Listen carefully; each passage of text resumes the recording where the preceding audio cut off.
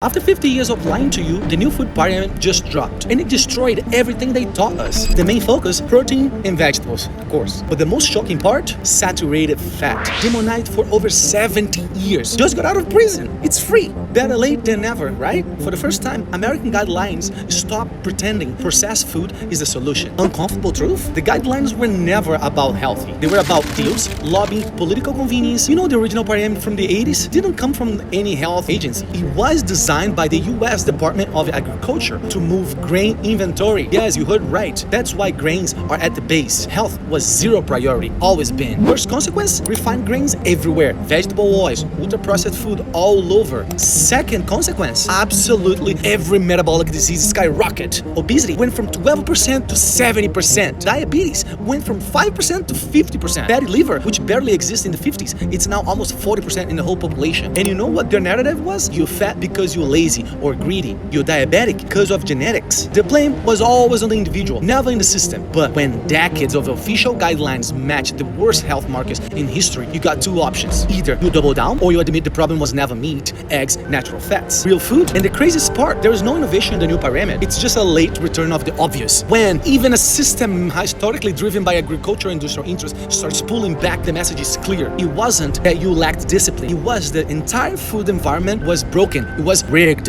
Real food always worked. It just wasn't convenient for those profiting off the opposite. Now, the US doesn't just export grains, they export ideas. Let's see what kind of impact this has in other countries. Let's see what the calorie counters do now. The massive group of useless people who choose what you should eat based on calories, not nutritional power, not nutritional values. Will they keep recommending margarine, white bread, vegetable oils? Or will be a shift toward that the role of someone caring for your health should actually be? Share this now, because I'm worked up and people have been following a broken food pyramid for 50 years. It's over. Follow me and I'll show you nutrition that actually works for you.